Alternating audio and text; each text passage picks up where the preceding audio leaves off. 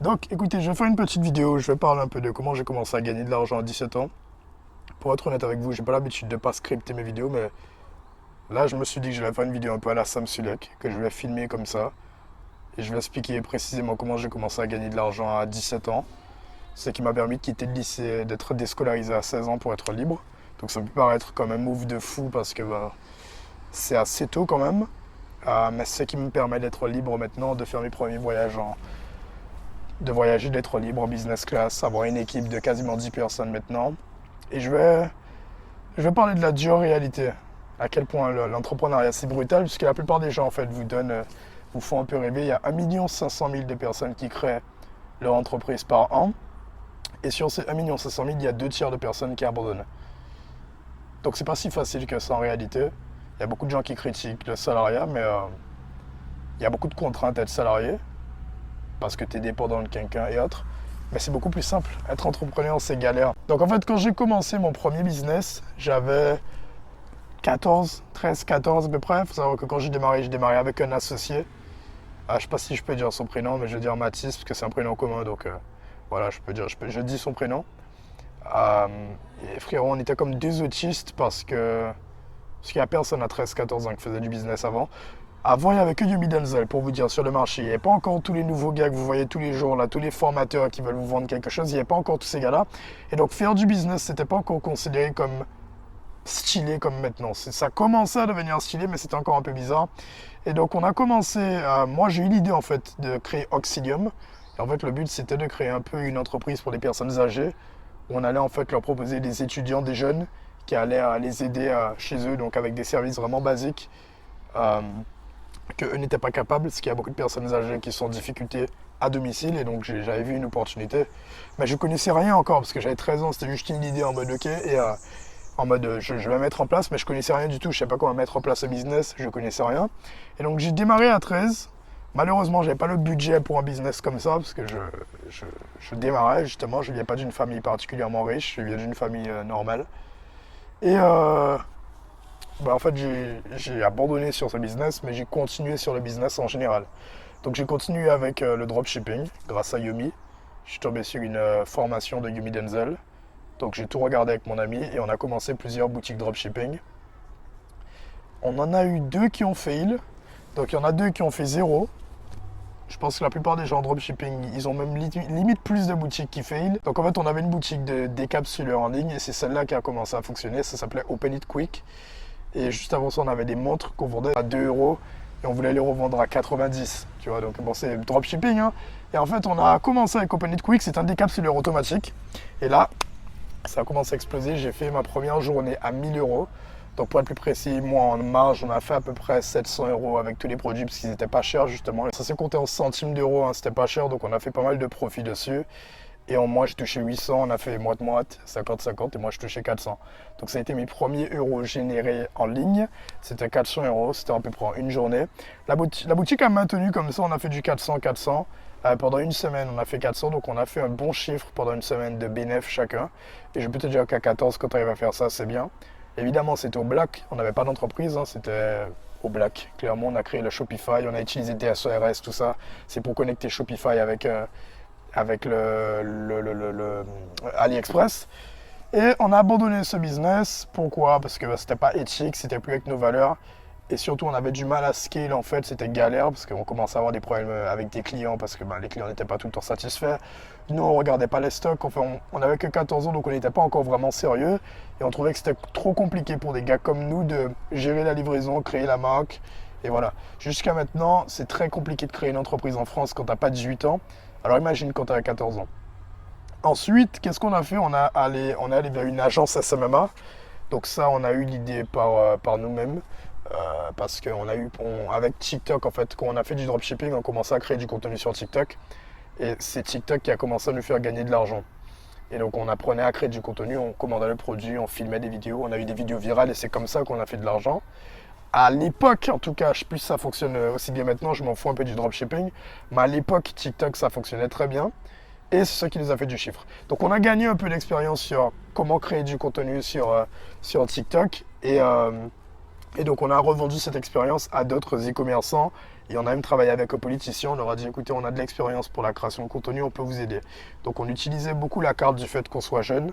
On passait pour des HPI parce qu'on était en mode ouais, on a 14 mecs, on va t'aider, etc. Et on vendait pas très cher, on vendait 500 € les services. Ça peut paraître cher si tu fais pas de business.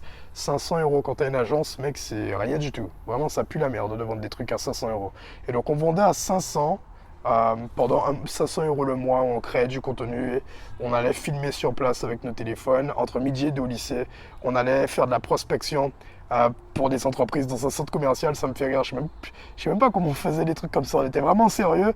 Entre midi et deux, en fait, on avait un centre commercial à côté du collège. On était encore au collège. Attends, on était au collège ou on était déjà au lycée? Non, on était en seconde.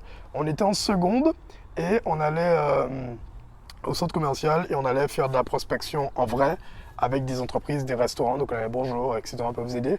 On s'est même posé avec un gars en vrai même. Il nous a dit ok, revenez à midi. On s'est posé, on a parlé avec lui pendant 1 heure. Malheureusement, on n'a pas pu le signer. Mais ce que je veux que tu réalises, c'est qu'en fait, vraiment, tu es à ça de gagner de l'argent. Si tu essayes vraiment, que tu prends le risque vraiment, tu as des opportunités qui s'ouvrent à toi et la plupart des gens, en fait, ils font pas ça. Il y a quel gars de 14 ans qui va littéralement entre midi et deux au lycée en seconde, aller dans un centre commercial, porter ses couilles et aller dire à un chef d'entreprise, on peut vous aider à gagner plus d'argent avec les réseaux sociaux. Tu vois, vraiment, ce que je veux dire par là, c'est qu'il n'y a personne, en fait, qui tente. Et si tu tentes, tu te retrouves dans des situations qui limitent ta l'impression que je mens. Mais vraiment, on était vraiment avec un gars, un chef d'entreprise, entre midi et deux, qui nous a donné notre chance, on a discuté avec lui, et après on n'a pas réussi à le signer parce que manque de professionnalisme, on n'avait pas d'expérience, on ne savait pas comment faire le contrat et autres. On était très jeunes. Mais tu as vu quand même que le gars a discuté avec nous. Ensuite, j'ai arrêté avec lui, et moi j'ai continué sur le même domaine, qui est mon domaine actuel, qui me rapporte beaucoup d'argent, c'est ASIP, Agence de croissance en infoproduits. En fait, j'ai vu une opportunité, je me suis dit, ok, mec, tu as démarré le dropshipping grâce à Yomi Denzel. Yomi Denzel fait plus d'argent avec les formations qu'avec le dropshipping. Regarde Iman Gadzhi, Alexandre Mozi, tous ces gars-là, leur investissement, c'est pas tant sur le business qu'ils te disent de faire, c'est sur ce qu'ils font. Et donc j'ai commencé à observer ce que les gens faisaient plutôt que d'écouter ce qu'ils me disaient. Et ça m'a permis de faire un shift, de changer de camp. Plutôt que de faire des business qu'ils me disaient de faire, je me suis dit, ok, mais mec, tu nous dis de faire du dropshipping, mais la majorité de ton argent, c'est avec la vente de formation. Et donc en fait, je me suis dit, putain, mais en fait, c'est là qu'il y a l'opportunité. L'opportunité, c'est dans la création de contenu et le savoir. Sauf que je ne pouvais pas vendre de formation encore, j'étais trop jeune. Ce que j'ai décidé de faire, comme j'avais déjà de l'expérience, que j'avais pu accumuler avec l'agence, avec mon pote, avec qui je ne travaille plus maintenant, c'est que j'ai créé une agence où j'allais aider les créateurs de contenu à monétiser, donc à faire de l'argent, et on allait les aider à créer une formation, créer un coaching, créer une communauté. Donc au lieu de moi faire du dropshipping ou autre, je suis littéralement allé aider des gens à faire plus d'argent avec des formations, des coachings ou des communautés, parce que j'ai vu à quel point ça pouvait rapporter de l'argent. Littéralement, je les ai aidés, et en fait ce que je faisais, c'est qu'au lieu de leur demander 1000 ou 2000 €, je demandais un pourcentage en fait. Parce qu'il ne faut pas oublier que j'avais 15 ans encore, et donc la principale raison, tous nos principaux obstacles à cet âge-là, enfin j'avais 16 pardon, nos principaux obstacles à ce moment-là, c'était vraiment qu'on était jeune et qu'on n'était pas crédible. J'avais pas de réseaux sociaux, ma voix était encore ultra aiguë, vraiment. Même pas un peu de barbe, tu vois, tu fais très jeune, je m'habillais encore comme un ado, donc voilà, et tous ces points-là ont joué. Donc évidemment, au fur et à mesure, j'ai pu construire des stratégies pour casser ça, mais c'était mon obstacle. Donc au lieu d'essayer de vendre à 2000 au même prix que des concurrents, je disais, écoute, moi je suis jeune, je comprends que tu ne me fasses pas confiance, je vais te proposer mes services au pourcentage. Tu gagnes pas d'argent, tu payes rien, tu gagnes de l'argent, tu me donnes le pourcentage de 35%. Donc j'ai commencé à créer mes premiers contrats, et à 16 ans, j'ai voulu m'émanciper, parce que je commençais à faire un peu d'argent, je faisais 1000, 2000 € par mois, j'ai voulu m'émanciper, parce que ça me posera pas problème. Mes parents étaient d'accord, ma mère était d'accord, et non, ils n'ont pas accepté. Parce qu'en fait, l'émancipation, c'est le fait d'être majeur à 16 ans, en gros. Et c'est des cas assez particuliers, mais moi, c'était juste, t'as ton business, donc ils s'en battaient un peu les couilles. Et donc, ils n'ont pas accepté. Du coup, ce que j'ai fait, j'ai créé l'entreprise au nom de mes parents. Et j'ai continué, j'ai pu créer mes premiers contrats, signer des clients et commencer à gagner de l'argent. Donc j'ai fait ça entre la seconde et la terminale, j'ai maintenu ce business-là. Honnêtement, en première, je n'étais pas très sérieux. Le bac de France, ça m'a pris beaucoup de temps et j'avais pas du tout la même mentalité en première. J'étais pas très sérieux encore au business. C'est pendant les vacances que je m'y suis mis sérieux. Vraiment sérieux. Je me suis mis sérieux pendant les vacances entre première et terminale. Et pour ceux qui connaissent, c'est là que j'ai commencé à créer du contenu. Donc j'avais LMEA, c'est le mineur en avance. Donc le mineur en avance pour un mineur qui est en avance sur les autres, qui fait du business. Et j'ai commencé à créer du contenu, j'ai commencé à montrer mon visage en ligne entre les vacances de première pour avant la rentrée de terminale. Et tout le monde a commencé à voir mes vidéos. Donc ça floppait au début, mais j'avais certaines vidéos qui ont fait des 19 000 likes, etc. Sur TikTok, j'étais que sur TikTok. Avant, j'étais un peu piégé. Pour moi, ce qui était stylé, c'était de faire des vues. Maintenant, je m'en bats les couilles de faire des vues, sincèrement, puisque les vues, ça ne rapporte pas forcément de l'argent. Et les vues sans argent, c'est des problèmes pour rien. Mais avant, en tout cas, je voulais juste faire des vues, donc j'allais sur TikTok, je faisais des podcasts, tout ça, face caméra, j'avais pas de studio, j'avais pas de micro, j'avais rien du tout. Et voilà. Quand je suis arrivé au lycée, ça faisait des blagues sur moi, l'entrepreneur, tout ça. Et là, je faisais plus que mes profs déjà, je faisais 5 000 euros par mois. Ce que j'ai fait, j'ai attendu, on était en septembre, janvier, février, mars, avril, mai, juin, juillet, août, septembre, octobre, novembre. Donc en fait, septembre, tout ça, mon business était à 5K, je faisais plus que les profs.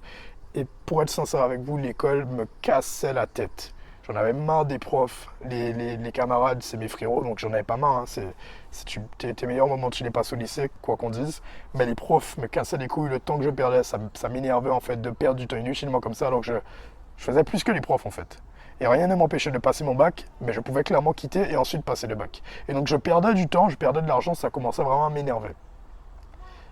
Et même les élèves et tout, pour petite anecdote, il y a une intello, une fille qui avait 18 de moyenne, qu'est-ce qu'elle a fait en fait? Elle a vu mes vidéos sur TikTok, en plein cours, hein, le truc de malade. Elle a montré les vidéos à la prof, donc elle a cru que j'allais pas voir, mais il y a un ami qui a clairement vu, il m'a dit mec, c'est clairement tes vidéos, il y a le fond noir, donc là je commençais à voir le studio. Elle a montré mes vidéos et la professeure s'est moquée en pensant que je ne savais pas de quoi elle parlait. Elle a dit ah ouais, on va regarder ça ce soir, pour qui il se prend? Une prof qui a dit ça, c'est une dinguerie. Mais ouais, la prof elle a regardé. Le lendemain même, la prof, elle se moque de moi parce que je savais, j'en avais marre de l'école, j'étais déconnecté. D'habitude, je suis un gars qui a 13-14, là j'avais 7 de moyenne. 7 de moyenne, ok? Et elle s'est moquée de moi, elle a dit ça devant toute la classe, t'as 7 de moyenne, qu'est-ce que tu fais si t'as pas une belle moyenne, je prends pas ton bac, si t'as pas ton bac, bon tout le merdier en mode si t'as pas ton bac, tu vas échouer, tout ça, toute la merde. Et après moi j'ai décidé de quitter, j'en ai parlé à ma mère. Elle a vu que j'étais discipliné. Je faisais suffisamment d'argent pour pouvoir voyager. J'ai voyagé pendant les derniers mois pas mal. Beaucoup de travail quand même pendant les derniers mois pour être honnête. Plus que d'amusement, c'est logique. Et elle m'a dit ok, quitte. J'ai quitté 2 semaines, le temps de faire toutes les procédures. J'ai fait que quitter, j'ai disparu du lycée. Et entre septembre, donc fin septembre, non c'était en novembre que j'ai quitté. Parce que j'ai quitté quelques jours avant mon anniversaire à 16 ans. En novembre, quand j'ai quitté, jusqu'à maintenant, ah ben là, mec, on a fait exploser le business, c'est ça quand tu perds pas de temps. J'ai créé une équipe de quasiment 10 personnes sur l'agence, sur la création de contenu. Je me suis mis beaucoup plus sérieux sur la création de contenu. On a monté un compte à 50 000 abonnés Instagram rapidement, là, dernièrement. C'est peut-être pour ça que tu me connais. Codes archives. J'ai mon compte principal à 33 000. On a l'agence maintenant qui tourne très très bien. Et pour être honnête maintenant, je mets la priorité sur la création de contenu ces temps-ci. Parce que mon agence est déjà bien automatisée. J'ai déjà toute une équipe dessus. Ça reste quand même mon business principal, mais je mets plus d'énergie sur la création de contenu pour essayer de le faire monter à 100 000, 200 000 abonnés Instagram et également sur YouTube. C'est pour ça que je commence à y mettre un peu plus sérieusement. Faire des vidéos authentiques sur cette chaîne et faire des vidéos un peu plus sérieuses sur ma chaîne principale. D'ailleurs, si tu veux voir une de mes vidéos qui explique précisément qu'est-ce que mon business, donc ASIP, ce que j'ai mis en place entre la seconde et la terminale avant de quitter, bien avant la création de contenu, j'ai créé une vidéo qui en parle, je te mets le lien directement dans la description. Donc voilà, vous voyez que c'est pas très simple, ça va faire bientôt, j'aurai bientôt 18, ça va faire bientôt 5 ans que je fais du business. Donc quand les gens viennent et te disent ouais mec, tu fais presque 20K par mois là, je vais bientôt faire mon premier mois à 20K au total. J'ai déjà fait des mois à 10K plusieurs fois, mais les gens ils viennent et te disent ouais mec, putain, comment tu fais, j'ai envie de gagner de l'argent. Bah mec, ça fait limite presque 5 ans que je fais ça. Et pendant les derniers mois, j'avais pas d'école, j'avais pas de distraction et je faisais que de travailler.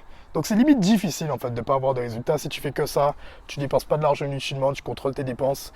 Et le peu de fois que... Donc des fois je fais un peu de folie si je vais voyager, parfois je dépensais beaucoup aussi.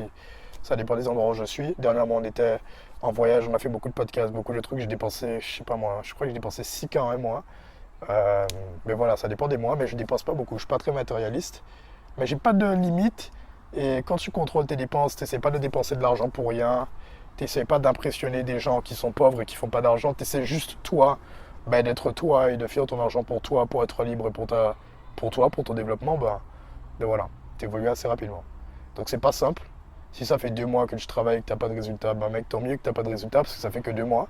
Il y a des gens qui bossent 8 ans pour même pas faire 10 000 € par mois. Donc c'est pas en 2 mois que tu vas les faire.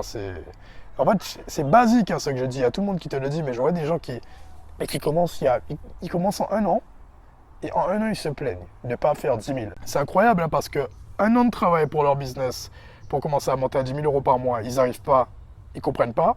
Mais travailler pour 2005 pendant 40, 50 ans pour quelqu'un d'autre, ça ne les dérange pas. Mec, si ton business ne fonctionne pas et tu es à zéro, ben remets-toi en question parce que c'est pas bien, effectivement. Mais c'est normal, en fait. Remets-toi toujours en question parce que c'est ça qui va te permettre d'aller à 10K. Mais si tu fais pas d'argent, c'est normal. En fait, dis-toi que tous les murs, tous les obstacles par lesquels tu dois passer, c'est des murs pour éliminer toute la concurrence et pour filtrer. C'est pour ça qu'à la fin de la journée, il reste que 1% des Français qui font 10K. S'il n'y avait pas toutes les merdes par lesquelles tu dois passer, tout le monde aurait fait 10K, ça n'aurait pas été intéressant. T'imagines tout le monde qui fait 10K? Non. Il faut qu'il y ait des gens à 2005, il faut qu'il y ait des gens à 1000, il faut qu'il y ait des gens à 10 000.